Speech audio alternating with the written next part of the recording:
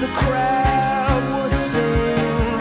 Now the old king is dead, long live the king. One minute I held the key, next the walls were closed on me, and I discovered that my castle stand upon pillars of salt and pillars of sand. I hear Jerusalem bells are ringing, Roman cavalry choirs are singing. Be my mirror, my sword and shield, my missionaries in a foreign field. For some reason I can't explain, once you've gone it was never, never an honest word. And that was when I ruled the world. Hi, my name is Rachel Moore. And I'm Dalton Williams, and we're from WCMS in Mrs. Austin's second period. Today, Dalton is going to interview someone known as the Maid of Orleans. She is a 15th century saint and a national heroine of France. She is Saint Joan of Arc. Hello, I'm Dalton.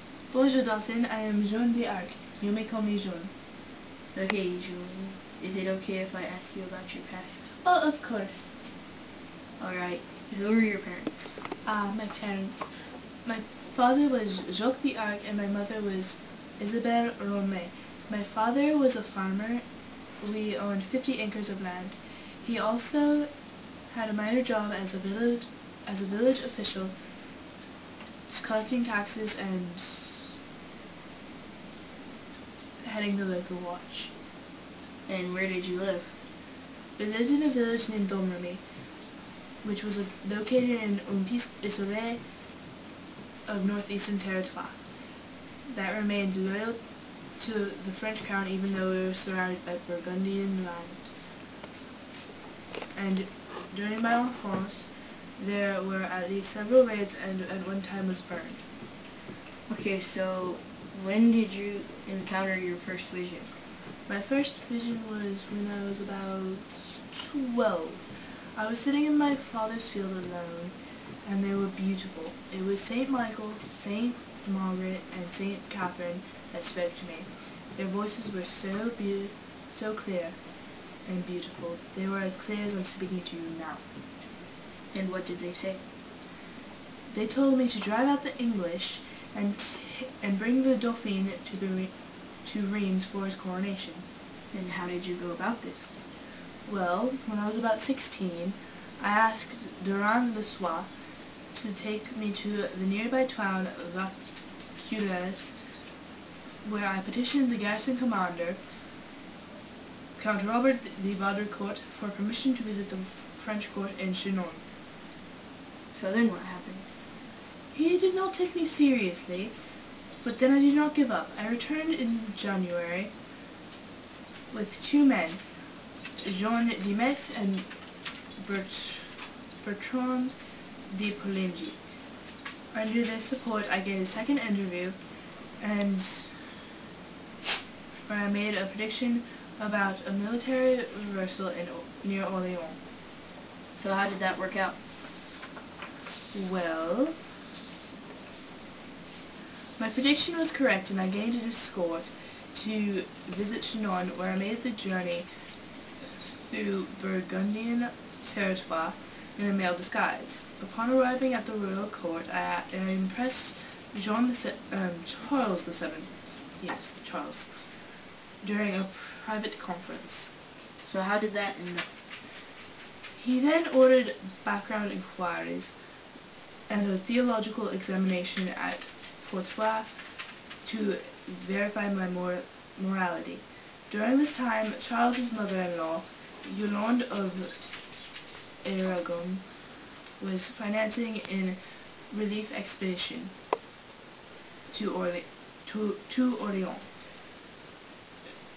I petitioned for permission to travel with the army and wear knight's equipment.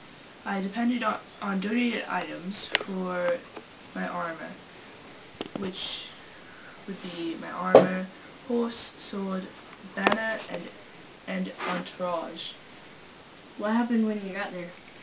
When I arrived at the siege of Orleans on 29th of April, 1429, Jean d'Orléans, the acting head of the Orléans ducal family, initially excluded me from the war councils and failed to inform me when the army engaged the enemy. This did not prevent me from being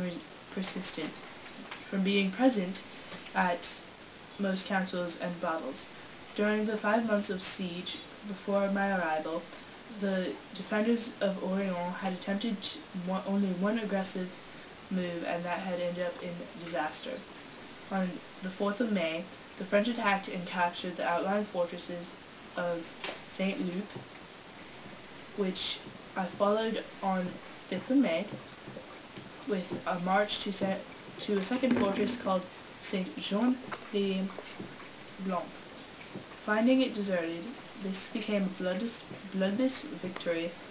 The next day, I opposed Jean d'Orléans at a war council where I demanded a second assault on the enemy. D'Orléans ordered the city gates locked to prevent another battle. But I summoned the townsmen and common soldiers and forced the mayor to unlock the gate. With the aid of only one captain, I rode out and captured the fortress of St. Augustine's. That evening, I learned that I had been excluded from a war council where the leaders had decided to wait for reinforcements before acting again. Disregarding this decision, I insisted on assaulting the main English stronghold called Les Toulas on the 7th of May.